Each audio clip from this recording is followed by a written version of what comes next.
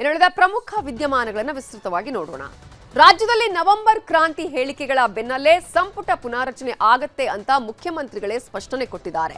CM cabinet ಪುನಾರಚನೆ ಆಗತ್ತೆ ಅಂತ ಹೇಳ್ತಾ ಇದ್ದ ಹಾಗೆ ಉಪಮುಖ್ಯಮಂತ್ರಿ ಡಿಕೆ ಶಿವಕುಮಾರ್ ದೆಹಲಿಗೆ ದೌಡಾಯಿಸಿದ್ದಾರೆ.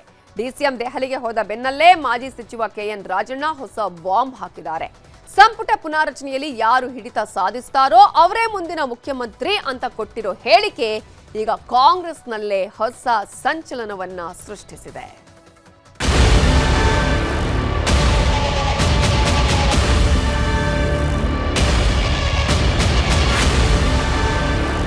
ರಾಜ್ಯ ರಾಜಕೀಯದಲ್ಲಿ ನವೆಂಬರ್ ಕ್ರಾಂತಿಯ ಕಿಚ್ಚು ಜೋರಾಗಿ ಧಗಧಗಿಸ್ತಿದೆ.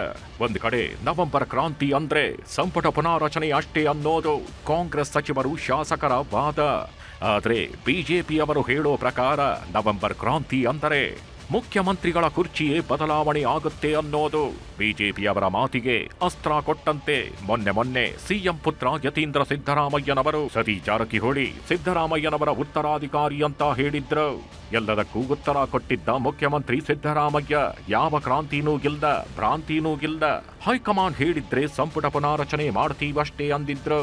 ಇಷ್ಟೆಲ್ಲ ಹೇಳಿಕೆಗಳ ಹಾವು ಏಣಿ ಆಟ ನಡೀತಿರೋವಾಗ್ಲೇ ಉಪಮುಖ್ಯಮಂತ್ರಿ ಡಿಕೆ ಶಿವಕುಮಾರ್ ಇವತ್ತು ದಿಢೀರ್ ದೆಹಲಿಗೆ ಹಾರಿದ್ದಾರೆ.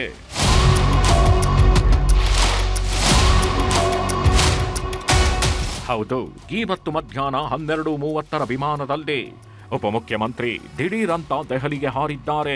ಸಂಪುಟ ಪುನಾರಚನೆ ಚರ್ಚೆ ವಿಚಾರದ ಹೊತ್ತಲ್ಲೇ ಡಿಕೆ ಶಿವಕುಮಾರ್ ದೆಹಲಿಗೆ ತೆರಳಿರೋದು 10 ಪ್ರಶ್ನೆಗಳನ್ನ ಹುಟ್ಟುಹಾಕಿದೆ. ದೆಹಲಿಯಲ್ಲಿ ಹೈಕಮಾಂಡ್ ನಾಯಕರನ್ನ ಭೇಟಿಯಾಗಲಿರುವ ಡಿಕೆ ಶಿವಕುಮಾರ್ ಪ್ರಮುಖವಾಗಿ 5 ವಿಷಯಗಳ ಬಗ್ಗೆ ಚರ್ಚೆ ಮಾಡಬಹುದು ಅಂತ ಹೇಳಲಾಗ್ತಿದೆ.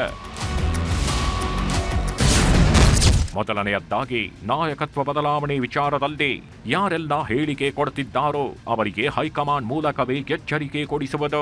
ಎರಡನೆಯದ್ದಾಗಿ ಸಂಪುಟ ಪುನಾರಚನೆ ವೇಳೆ ತಮ್ಮ ಪ್ರಾಬಲ್ಯವನ್ನ ಬಲಗೊಳಿಸಿಕೊಳ್ಳೋ ಬಗ್ಗೆ ಚರ್ಚೆ ನಡೆಸಬಹುದು.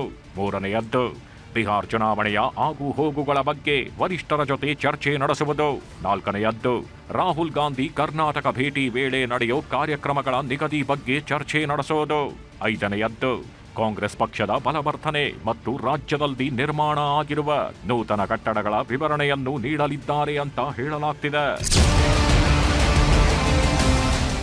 ಡಿಕೆ ಶಿವಕುಮಾರ್ ದೆಹಲಿಗೆ ದಿಢೀರಂತ ಹೋಗಿರೋ ಹಿಂದೆ 108 ಲೆಕ್ಕಾಚಾರಗಳಿದ್ರು. ಯಾವುದನ್ನು ಡಿಸಿಎಂ ರಿವೀಲ್ ಮಾಡಿಲ್ಲ.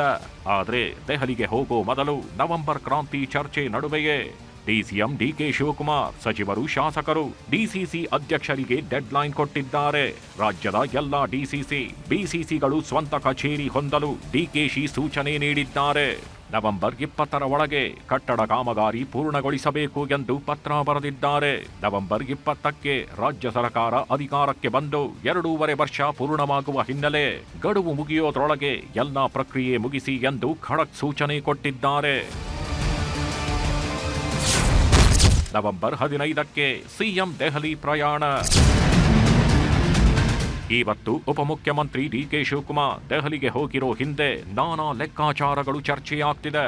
ಇನ್ನೊಂದು ಕಡೆ ಮುಖ್ಯಮಂತ್ರಿ ಸಿದ್ದರಾಮಯ್ಯ ಕೂಡ ದೆಹಲಿ ಪ್ರವಾಸಕ್ಕೆ ಸಜ್ಜಾಗಿದ್ದಾರೆ.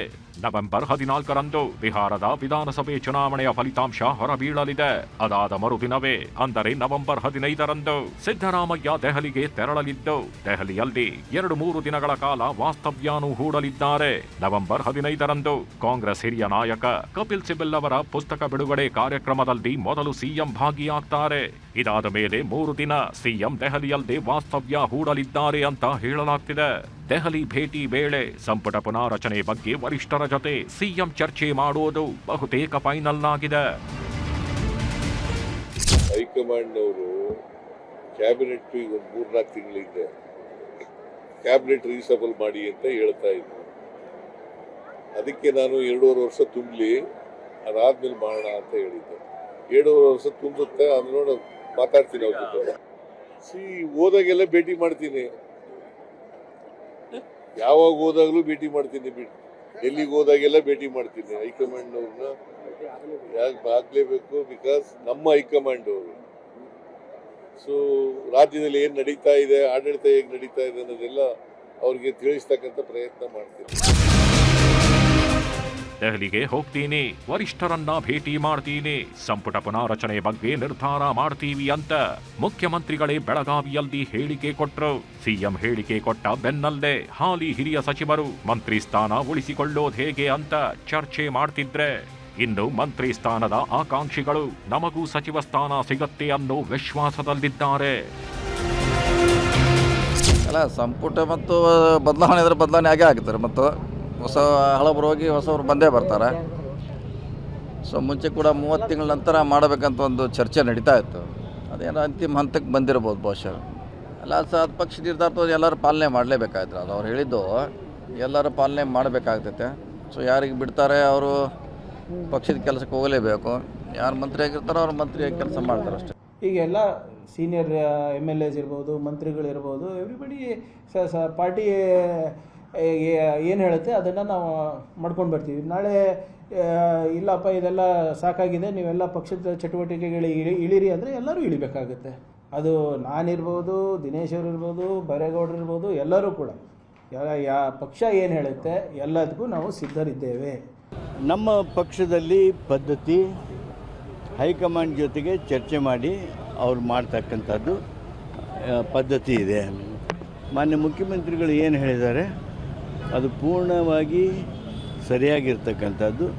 ವಿಸ್ತರಣೆ ಮಾಡೋದು, ಬದಲಾವಣೆ ಮಾಡೋದು ಎಲ್ಲವೂ ಮಾನ್ಯ ಮುಖ್ಯಮಂತ್ರಿಗಳ ವಿವೇಚನೆಗೆ ಬಿಟ್ಟಿದ್ದು. ಬರೀ ಸಚಿವ ಸಂಪುಟ ವಿಸ್ತರಣೆ ಆಗುತ್ತೋ ಅಥವಾ CM ಬದಲಾವಣೆ ಏನೋ ಆಗುತ್ತೋ ಅದು ಅವ್ರಿಗೆ ಗೊತ್ತು.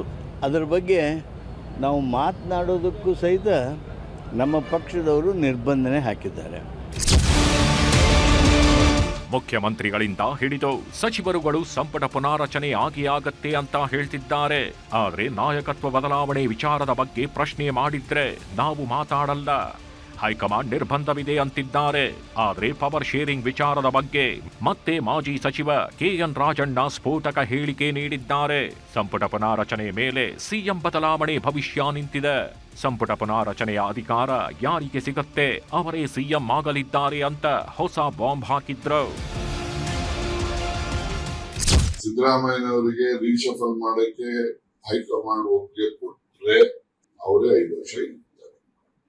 ರೀಶಫಲ್ ಮಾಡಕ್ಕೆ ಒಪ್ಪಿಗೆ ಕೊಡದೇ ಇದ್ರೆ ಮುಂದೆ ಏನಾಗ್ತದೆ ಅಂತ ಯಾರು ಹೇಳಿಕ್ಕಾಗಲ್ಲ. ಯಾಕಂದ್ರೆ ಹೈಕಮಾಂಡ್ ನಲ್ಲಿ ಅವ್ರಿಗೆ ರೀಶಫಲ್ಗೆ ಅವಕಾಶ ಕೊಟ್ಟರೆ, ಪರ್ಮಿಷನ್ ಕೊಟ್ಟರೆ ಅವ್ರು 5 ವರ್ಷ ಇರ್ತಾರೆ. ಅವ್ರಿಗೇನೋ ರೀಶಫಲ್ ಮಾಡ್ಲಿಕ್ಕೆ ಅಥವಾ ಎಕ್ಸ್ಪಾನ್ಷನ್ ಇನ್ನೊಂದು ಏನೋ ಅವ್ರ ತಲೆದೇನಿದೆ ಅದನ್ನು ಮಾಡ್ಲಿಕ್ಕೆ ಹೈಕಮಾಂಡ್ ಅವ್ರಿಗೆ ಒಪ್ಪಿಗೆ ಕೊಡದೇ ಇದ್ದಾಗ ಆಗ ಪೊಲಿಟಿಕಲ್ ಡೆವಲಪ್ಮೆಂಟ್ಸ್ ಇನ್ಎವಿಟಬಲ್ ಅಂತ ಆಗ್ತದೆ.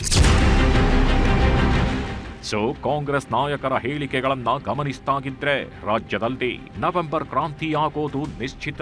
ಹಿರಿಯ ಸಚಿವರು, ಇಲಾಖೆಯಲ್ಲಿ ಪ್ರಗತಿ ಸಾಧಿಸದ ಸಚಿವರು ಕುರ್ಚಿ ಕಳೆದುಕೊಳ್ಳೋದು ಖಚಿತವಾಗಿದೆ. ಆದ್ರೆ ಯಾರು ಹೊರ ಹೋಗ್ತಾರೆ, ಯಾರಿಗೆ ಮಂತ್ರಿ ಸ್ಥಾನ ಸಿಗತ್ತೆ ಅನ್ನೋ ಚರ್ಚೆಗಳಂತೂ ಶುರುವಾಗಿದೆ. ಇದರ ಮಧ್ಯೆನೇ DCM DK ಶಿವಕುಮಾರ್ ದೆಹಲಿಗೆ ಹೋಗಿರೋದು, ನವೆಂಬರ್ 15ಕ್ಕೆ CM ದೆಹಲಿ ಪ್ರವಾಸ ನಿಗದಿಯಾಗಿರೋದು ಹೊಸ ಚರ್ಚೆ ಹುಟ್ಟು ಹಾಕ್ತಿದೆ. ಒಟ್ಟಾರೆ ರಾಜ್ಯ ಕಾಂಗ್ರೆಸ್ಸಿನಲ್ಲಿ ನಾಯಕತ್ವ ಬದಲಾವಣೆ ಚರ್ಚೆ ರಾದ್ಧಾಂತ ಮುಗಿಯೋ ಲಕ್ಷಣಗಳು ಗೋಚರಿಸುತ್ತಿಲ್ಲ. ನಾಯಕತ್ವ ಬದಲಾವಣೆ ವಿಚಾರವಾಗಿ ನಾಯಕರು, ಶಾಸಕರು, ಸಚಿವರು ದಿನಕ್ಕೊಂದು ಹೇಳಿಕೆ ನೀಡುತ್ತಿದ್ರು. ಕಾಂಗ್ರೆಸ್ ಹೈಕಮಾಂಡಿನ ಮೌನ ನಡೆ ಸಾಕಷ್ಟು ಕುತೂಹಲಕ್ಕೆ ಕಾರಣವಾಗಿದೆ. Bureau report, News 18.